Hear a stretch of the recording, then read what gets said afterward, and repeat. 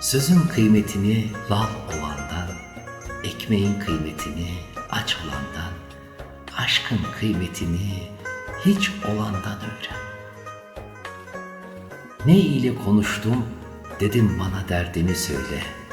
Kim ağlatır seni, bu feryat nedir böyle? Dedi, o sevgiliden ayrı düştüm üzgünüm. Gayri geçmez alemde benim feryatsız günüm. Bil ki zahiri suret yok olur, fakat mana alemi ebedidir, kalır. Testinin suretiyle ne vakte dek oynayıp duracaksın? Testinin nakışından geç, ırmağa suya yürü. Sureti gördün ama manadan gafilsin, akıllıysan sedeften inci set çıkar. Dinle neyden duy neler söyler sana, derdi vardır ayrılıklardan yana.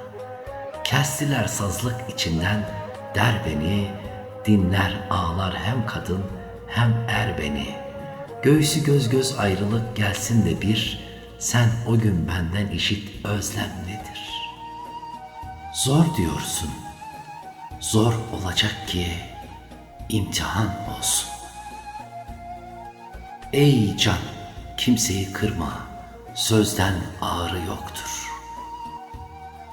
Doğruların yemin etmeye ihtiyacı yoktur. İstediğin bir şey olursa bir hayır, olmazsa 1000 hayır ara. Uğraşma boşuna, seni ancak gördükleri ve duydukları kadar anlayacaklar. Biz biliriz ki hüzün huzurun nazlı kapısıdır. Asıl yar yaradandır, gerisi yaralayandır. Neden duasız bırakıyorsun dilini? Kapıyı çalmadan açılmasını bekleyenlerden misin yoksa? Kalp midir insana sev diyen, yoksa yalnızlık mıdır körükleyen? Sahi nedir sevmek? Bir muma ateş olmak mı, yoksa yanan ateşe dokunmak mı? Bırakacağın eli hiç tutma, tutacağın eli ise hiç bırakma. Sahte sevgilere gül olmaktansa gerçek sevgilere diken ol. Ağaç dalındayken bilmezmiş yaprağın kıymetini, düşünce anlarmış onu ne çok sevdiğini. Bir gönül yapmak gelmiyorsa elinden, bari bir gönül yıkılmasın dilinden. Hayat sana arka arkaya dikenleri gösteriyorsa sakın üzülme. Aksine sevin, yakında gülü de gösterecektir. İnsanda güzel olan yüzüdür, yüzde güzel olan gözüdür. Ama insanı insan yapan ağzından çıkan sözüdür. Günah sofrasından doğrulmayanın gönül sofrasında gözü olur mu? Allah aşkı ile yoğrulmayanın ona naz etmeye yüzü olur mu? Hüzünle titreyen kalbe ince bir ah dokunur. Kalbi kırık olanın kalbine Allah dokunur. Başkasından üstün olmamız önemli değildir. Asıl önemli olan şey dünkü halimizden üstün olmamızdır. Kötülük yaptın mı kork. Çünkü o bir tohumdur. Allah yeşertir, karşına çıkartır. 4 şey Allah'a ulaşmayı engeller. Şehvet, çok yemek, mal ve makam, uç ve gurur.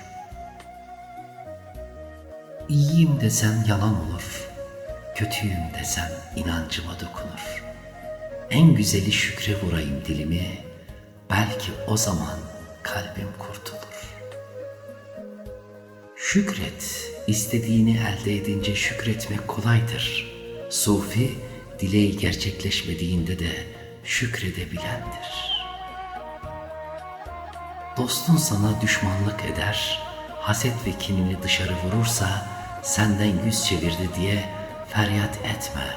Kendini ahmak ve bilgisiz hale düşürme. Allah'a şükret, yoksullara ekmek ver ki onun çuvalında eskimedin, yıpranmadın, ebedi dostun Allah'tır. Allah. Ey can, kimseyi kırma, sözden ağrı yoktur. Beden çok yükü kaldırır ama gönül her sözü kaldıramaz. Ey can, imtihan içinde imtihan vardır. Derlen toparlan da ufak bir imtihana satma kendini. Boş ver be kalbim, kimse anlamasa da bilmese de yorgunluğunu, Yaradan bilir doğruluğunu. Onlar ruhun cemalinin meftunu olduklarından söylenti ve bilgiden yorgun düşerler. Ruhiyet bilgi üzerinde hakimdir.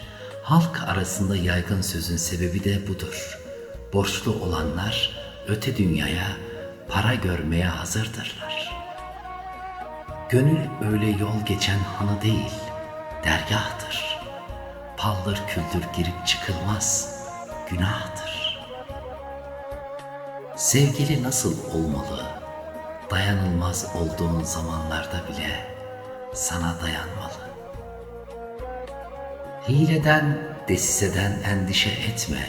Eğer birileri sana tuzak kuruyor, sana zarar vermek istiyorsa Allah da onlara tuzak kuruyordur. Çukur kazanlar o çukura kendileri düşer.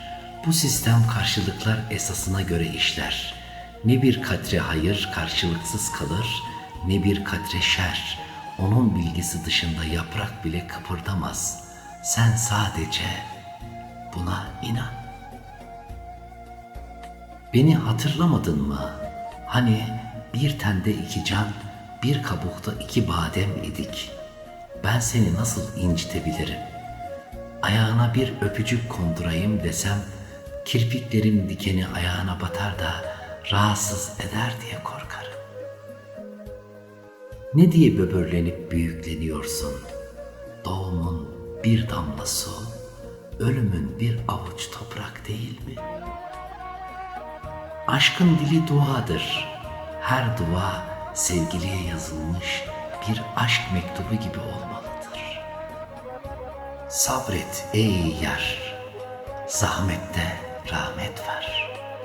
Vuslatın kıymeti olmazdı, iyi ki hasret var. Tökezlersen eğer kaldır ellerini, Rahman ve Rahim olan Allah var, Allah.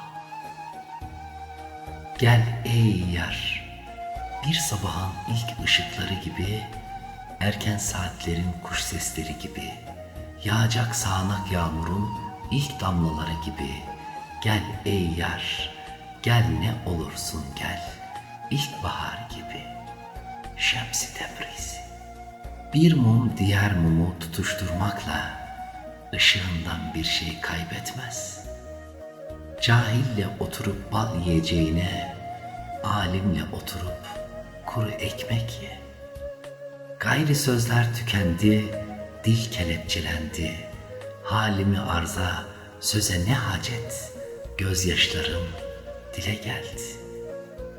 Üzülme, dert etme can. Görebiliyorsan, dokunabiliyorsan, nefes alabiliyorsan, yürüyebiliyorsan ne mutlu sana. Elinde olmayanları söyleme bana, elinde olanlardan bahset can. Üzülme, geceler hep kimsesiz mi geçecek? Gidenler dönmeyecek mi? Yitirdiğin her ne ise bir bakarsın yağmurlu bir gecede veya bir bahar sabahında karşına çıkmış. Bil ki güzellikler de var bu hayatta. Gel gitlerin olmadığı bir hayat düşünebilir misin? Hüzün olgunlaştırır, kaybetmek sabrı öğretir. Mevlana Hazretleri. Varlığınızda kıymetinizi bilmeyenleri yokluğunuzda terbiye edin. Bu dünyada neyi çok istersen o senin imtihanındır. Yapraksız kaldın diye gövdeni kestirme. Zira bu işin baharı var. Sen ol, mutluyken söz, üzgün iken cevap. Öfkeliyken de karar verme. Çalınan her kapı hemen açılsaydı, ümidin, sabrın ve isteğin derecesi anlaşılmazdı. Dünya sevgisi herkese düşmandır. Nice insanın ömrünü boşa harcamasına sebep olur. Kalp bir bahçedir. Onda mutlaka bir şeyler bitecektir. O halde güzel şeyler ekin ki güzel şeyler bitsin. 3 sözden fazla değil, tüm ömrüm şu 3 söz. Hamdım, piştim, yandım. Ölümü yattığın zaman yastığının altında, kalktığın zaman burnunun ucunda bil. Hazreti Ömer radıyallahu anh. Kapına geldim ve ben olmaktan vazgeçtim. Sen yeter ki kim o de, kim olmamı istiyorsan o olmaya geldim. Gönül kapısı herkese açılır mı? İki laf eden adam sayılır mı? Bakma insan oğlunun uyruğuna, tanıyamazsın basmadıkça kuyruğuna. Yaradanı hangi kelimelerle tanımladığımız, kendimizi nasıl gördüğümüze ayna tutar. Şayet Allah dendi mi, öncelikle korkulacak, utanılacak bir varlık geliyorsa aklına, demek ki sen de korku ve utanç içindesin çoğunlukla. Yok eğer Allah dendi mi, evvela aşk, merhamet ve şefkat anlıyorsan, sende de bu vasıflardan bolca mevcut demektir. Aşk bir seferdir. Bu sefere çıkan her yolcu, istese de istemese de tepeden tırnağa değişir. Bu yollara dalıp da değişmeyen yoktur. Hakka teslimiyet ne zayıflık ne de edilgenlik demektir. Tam tersine böylesi bir teslimiyet son derece güçlü olmayı gerektirir. Teslim olan insan çalkantılı ve girdaplı sularda debelenmeyi bırakır, emin bir beldede yaşar. Geçmiş zihinlerimizi kaplayan bir sis bulutundan ibaret. Gelecek ise başlı başına bir hayal perdesi. Ne geleceğimizi bilebilir, ne geçmişimizi değiştirebiliriz. Ebe bilir ki sancı çekilmeden doğum olmaz. Ana rahminden bebeğe yol açılmaz. Senden yepyeni, taptaze bir sen, zuhur edebilmesi için zorluklara, sancılara hazır olman gerekir. Ey sevgili, ilacım da sensin, çarem de sensin. 100 parça olmuş gönlümün nuru da sensin. Çaresiz gönlümde senden başka ne varsa hepsi yok oldu. Beni kimsesiz bırakma, gel. Gül mü bitecek, diken mi çıkacak? Her ağaç gönlünde ne var ise onu ortaya koyar. İyi bir evlilik iki şeye bağlıdır. Birincisi doğru insanı bulmaya, ikincisi doğru insan olmaya. Nefsin ejderhadır, öldü sanma. Uykuya dalar o, dertten eline fırsat düşmediği için uyur. Derdin bitince çıkar hemen. Hüner, dertsizken de nefsi uykuda tutmandadır. Küle döndüysen yeniden küle dönmeyi bekle. Ve geçmişte kaç kere küle dönüştüğünü değil, kaç kere küllerin arasından doğrulup yeni bir gül olduğunu hatırla. Ey aşık, hani özlem çekiyorsun ya sevgiliye, bil ki sevgilidendir özlemin özü. Odur asıl sana özlem duyan. Çünkü o tutuşturmayınca alevi, kimsede olmaz ateş ve aşk ateşi önce sevilene, ondan sonra sevene düşer. Gel bakalım ateşle nasıl oynanır göstereyim. Gör bakalım ateş mi seni yakar, sen mi ateş? Olur da bir gün mesafeleri aşıp bana gelirsen, yüreğinde rengarenk açan aşk ile gel. Sana affedilmeyecek kadar büyük hata yapan birine, akıl sırlarının bittiği yerden başlayacak ceza vermek istiyorsan, bütün samimiyetinle affet. Hissedilen her şeyi arşivleyen kader, kendisiyle en iyi biçimde ilgilenecektir. Sabretmek öylece durup beklemek değil, ileri görüşlü olmak demektir. Sabır nedir? Dikene bakıp gülü, geceye bakıp gündüzü tahayyül edebilmektir. Allah aşıkları sabrı gül ve şeker gibi tatlı tatlı emer, hazmeder ve bilirler ki gökteki ayın hilalden dolunaya varması için zaman gerekir.